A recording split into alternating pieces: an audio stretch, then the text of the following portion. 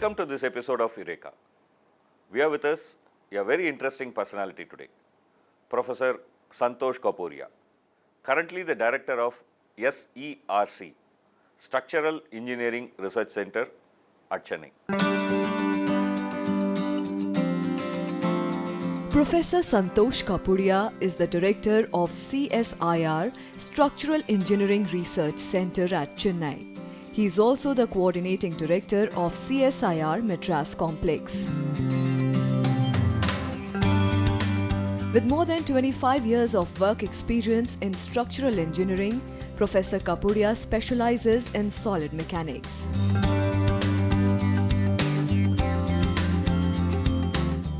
Besides being a Fellow of Indian National Science Academy, the National Academy of Sciences, India and Indian National Academy Engineering, Professor Kapuria has to his credit several awards for his outstanding academic performance and extraordinary professionalism. Most prominent among these are the excellent doctorate thesis in applied mechanics and the Swapna Chandra Memorial Medal for highest marks in design of structures. Thank you, sir. Thank you for being with us in this show. Thank We you. are very happy to have you here. I believe you had a very, very interesting childhood. You know, I think you learned swimming in Ganges, while most of us would have learnt our swimming in swimming pool. Can you tell us about your childhood? Where were you born? What kind of place was it? Yeah, thank you for that. So I basically from a very small town called Navadip, Navadip. and that is the birthplace of Sri Chaitanya. And as you know, the Bhagirathi goes through that. And there is another, so you also have this ISKCON temple on Mayapur, which is opposite to Navadip. And so there is also a, there's a river which called Jalangi. The Jalangi comes and meets, that Bhagirathi there, and that Sangam is there. So yeah, as you said, in the childhood, we used to go to Ganges. It was a fun. And I learned swimming there, and once I actually about to be lost. Oh. I was almost about to be lost, and then my sister was somehow there, and she, saved able to me. save you, oh? Saved me. You know, those days it used to be like that. I mean, things were not.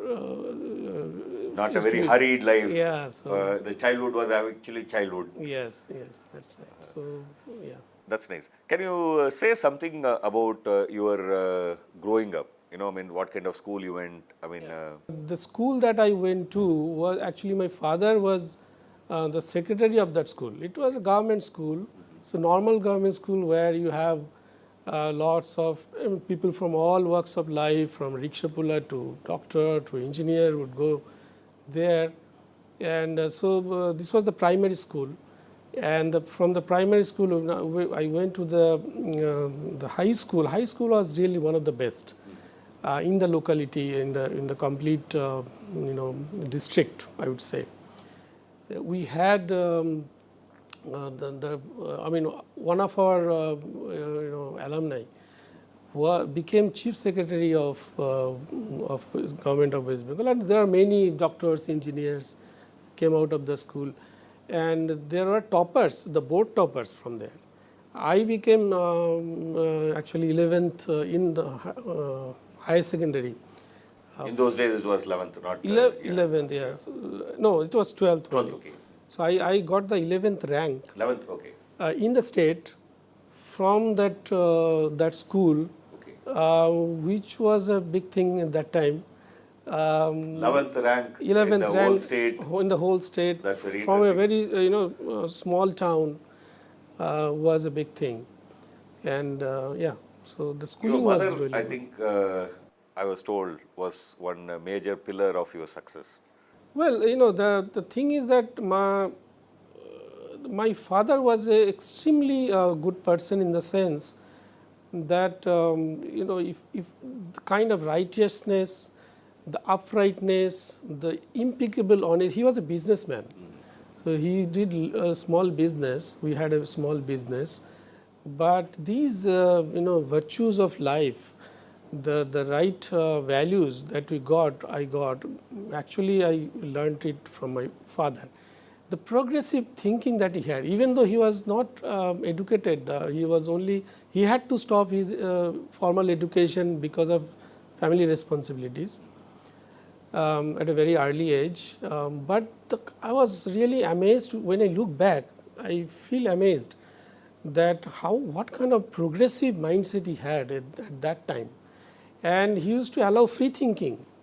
You know, a businessman from a small town allowing free thinking in the family, not imposing his things, was also a very positive attitude thing, and valued education. 3-4 things were very important in our house. One was, first is education, second is good food. He used Education, to take good care, food, yes. He used to take care that the good quality food and every good shop, he used to always purchase from good shops, I mean things like that. And then adequate Not clothing. fancy food, but good food. Good food. Not a fancy food. Not That's fancy important food, point, yes. And then adequate clothing, I mean normal, decent clothing, and then values. So these 4 things were extremely important. It was just inbuilt in this thing in the family, and that is what we learned from him.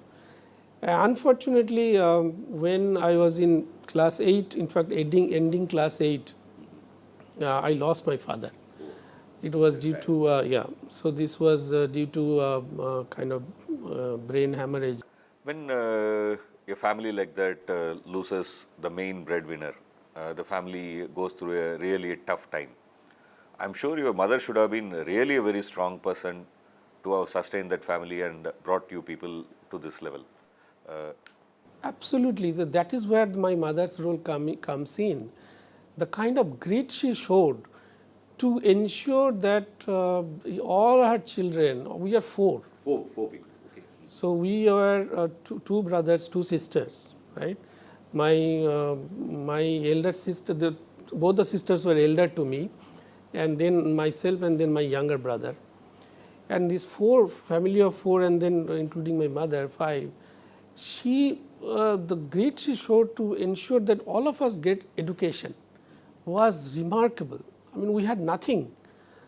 And I remember that I got a job offer that time. I just, after I passed 10, somebody said, why don't you, somebody suggested to my mother that why don't you put him, to a library, he will do some job and he can earn some money, some earning.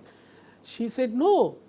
I mean, it is really remarkable for her that how she managed. Of course, my elder sister came in because my elder sister got a job that time, and she is the one who supported that initial period of kind of a storm. Yeah, I mean, lots of families in India, survive because of strong women in that family who ensure that children get education. We should remember them today. In your childhood and school days, is there anybody who has been your role model, a teacher who has been inspiring, passionate, or some relative who has been very passionate, who had sort of put the spark on you? Teachers that we got are amazing. They are and they provided me free tuition. In fact, I must acknowledge their contribution to what I am today. And I remember it was a Bengali medium school, but somehow I decided that I will study in English. Okay. At least the science subjects. So the books were not there in the school. I also didn't have enough, to have fresh books. So my headmaster bought the books, English books, for the library of the school, and then told me that you take it. So this kind of support we got. So as I said, in terms of role models, my father, in terms of the values of the life, he was my role model. In terms of science, I had my uncle, who was basically that time the director of the Doordarshan in Calcutta. All India Radio Doordarshan, whatever is that time that was together. And so to the family, he was the man, everybody was looking forward to him, and he was very valued in the family. So I also thought, I should become something like him. It's a I should say a very colorful life. A father who can inspire values, a mother who could, take you forward, teachers who cared you like their own children, Yes. a relative who you can look up. It's a very, very colorful and interesting life. But we may have to take a small break and then we'll come back and continue this discussion. Don't go away. We are having a very, very interesting discussion with a very interesting and colorful personality. We'll come back after a break. Welcome back to this episode of Eureka. We have with us a very special guest, Professor Santosh Kapuria. 11 years of experience in Engineers India Limited and almost 13 years of teaching experience in IIT Delhi. And today, the head of SERC, CSIR in Chennai. Thank you, sir. We are having a very interesting conversation. I looked at your biodata. You seem to have worked on very, very, very interesting areas. Let me start with something that sort of struck my eyes. Biomechanics. Can you tell us something about it? What were you doing? What was it? Yeah, so this, I went to Stanford University in 2010 as a Fulbright scholar. In fact, let me tell you, from engineering to get a Fulbright It's not that easy. fellowship is not very easy. Anyhow, so I went to Stanford, and here was this professor, Charles Steele, in the mechanical engineering department in basically mechanics division. He told me, Santosh, you are very strong in mechanics. Why don't you solve this problem? This is a problem which is bugging me since long. So the problem was like this, that there is a theory behind our hearing.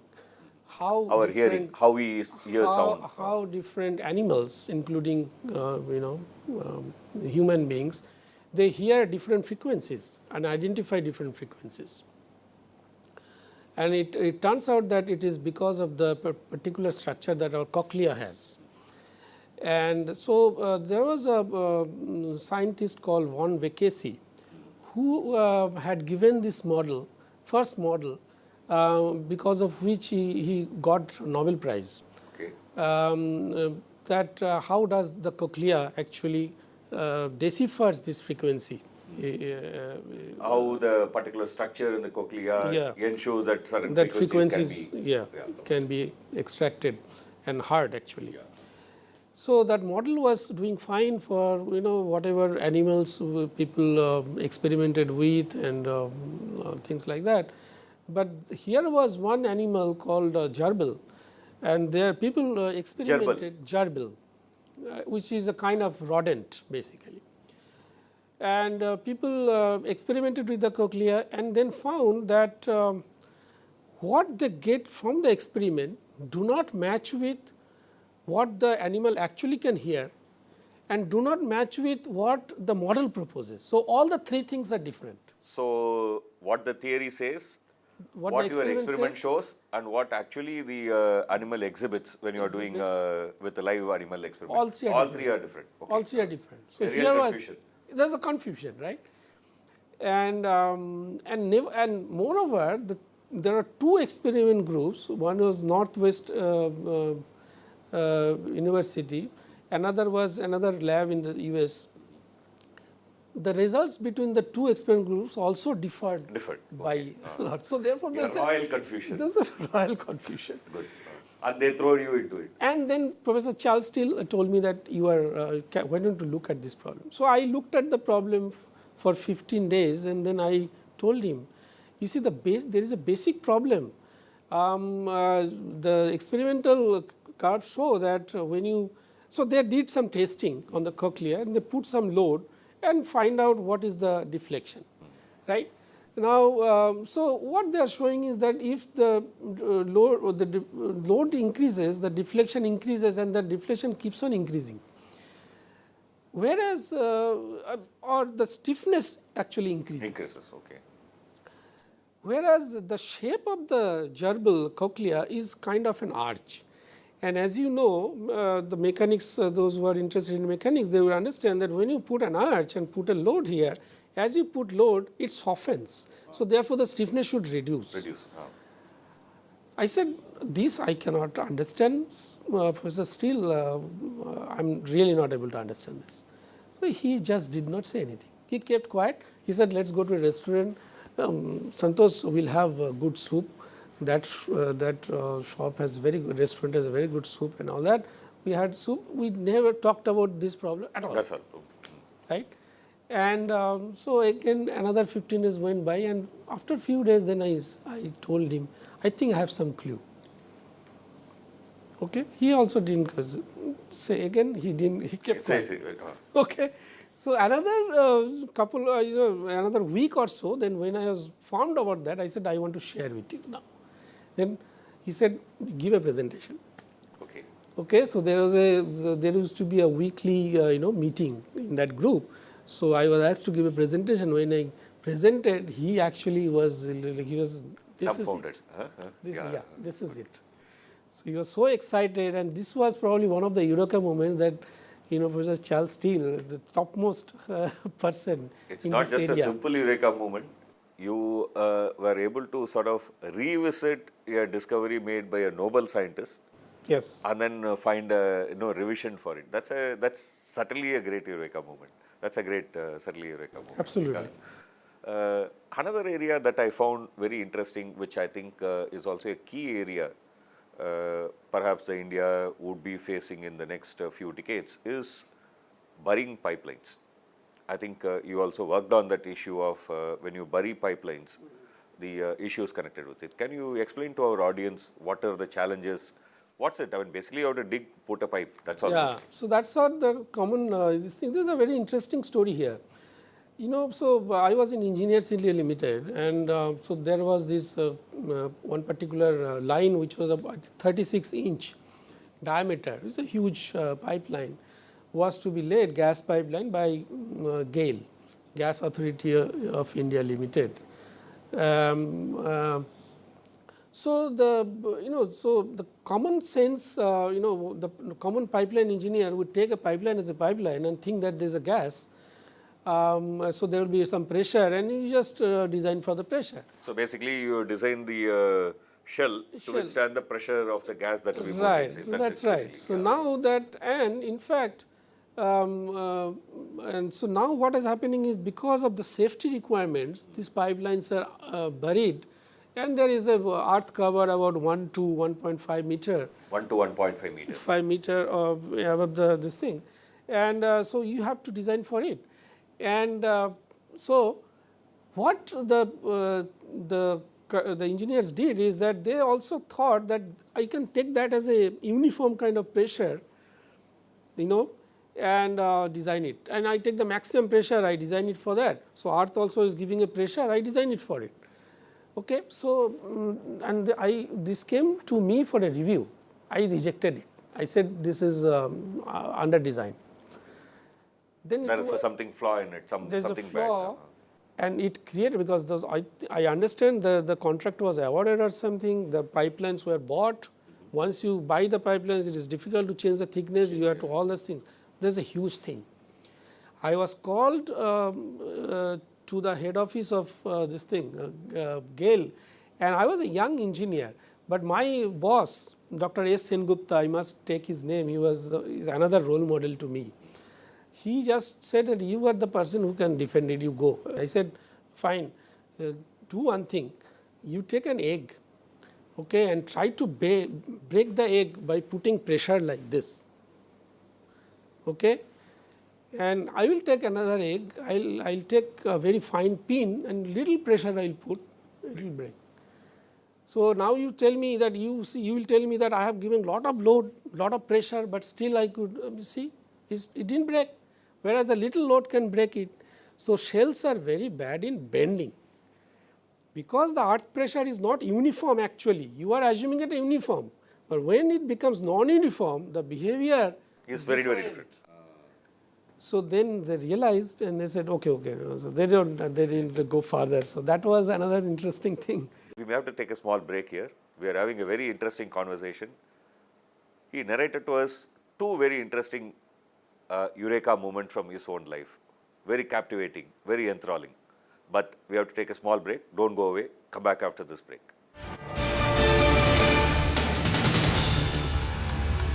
Welcome back to this episode of Eureka. A person who grew up in a very small place in West Bengal, today heading a very important institute of this country, Professor Santosh Kapuria. I want to ask you something. I mean, you have been a teacher for almost 13 years. You have been teaching in a very premier institute, IIT Delhi. What you think is 3 important challenges in higher education today? Yeah, that's a very good question. So, I can, because I have been associated with engineering, so I can only talk about engineering education. Today the things are changing rapidly. The purpose for which children are coming for engineering education is not necessarily to learn engineering. Unfortunately. So, therefore, it's really a challenge, and how do you really take care of that? One of the ways you can take care of that is to create opportunities for the students to get absorbed in engineering jobs. And if you have to do that, then you have to do really high quality engineering in the country. And today's this thrust of our the present Prime Minister of this Make in India has to be tied up with high technology which is indigenous, trying to do it here itself, so that the jobs we create are high value jobs, and that our engineering students get attracted to those kind of jobs rather than going into finance. I am not saying they should not go, but the training that we give is not for engineering. Is for engineering, and we are not getting benefit of that, particularly in IITs and good NITs. This is the situation. So, one point that you are making is in India we should have a concentrated effort to generate high quality engineering opportunities. Absolutely. That is how the India will progress. That's how the engineering students can be attracted, and then we can actually have a brain power, and Make in India we can make it success. That's a very important point, sir. Next. Yeah. So, another thing is that this is also linked to this, is that the compensation that you get in terms of pay package. For example, one should not equate research with bureaucracy and then trying to say that everything is same and then you must get the same pay package.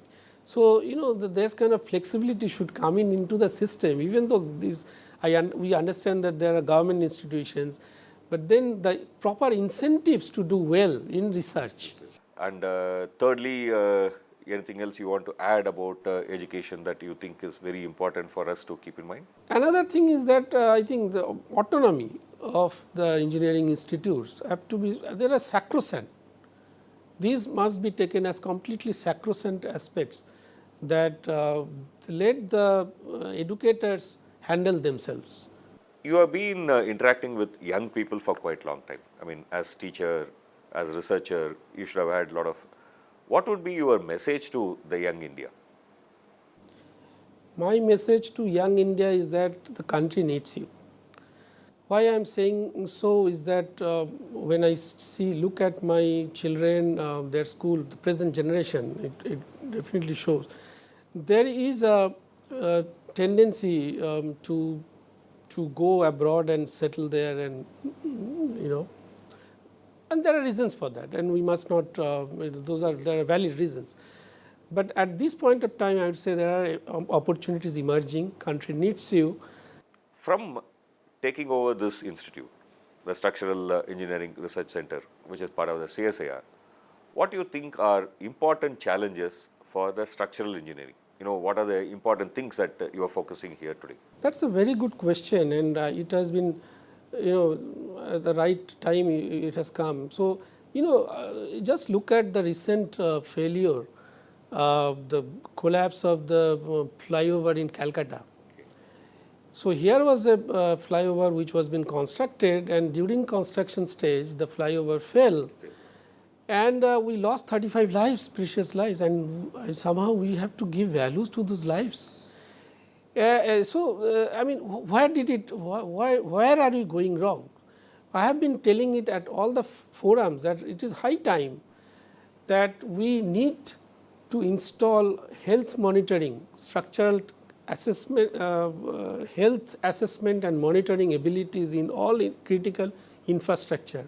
There has to be some kind of sensing system in the structure inbuilt, so that if there is a major problem is to come, then the right signal goes at the right time, so that you can save lives and save the structure. And this is possible.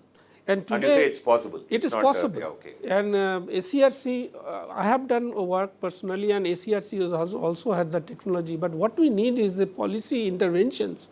For example, even in this flyover, if there was a policy that at the construction itself you can monitor the construction by putting sensing, which is there in practice in different countries. You can see what is going to happen, go there and do it. So, in the long run, the lifetime cost of the structure comes down. Fine. We had a very, very interesting conversation, and I think the last point that you made is also a very important point for this country. When we are expanding our infrastructure, whether it is roads or ports or airports or other public infrastructure, Bridges. Various structures we are sort of expanding, and we need to expand given our population is expanding. And we need to bring in development to the people. We need to expand structures, but those structures have to be safe and lasting long. And so we need a very robust policy which will ensure that these structures are safe right from the building time.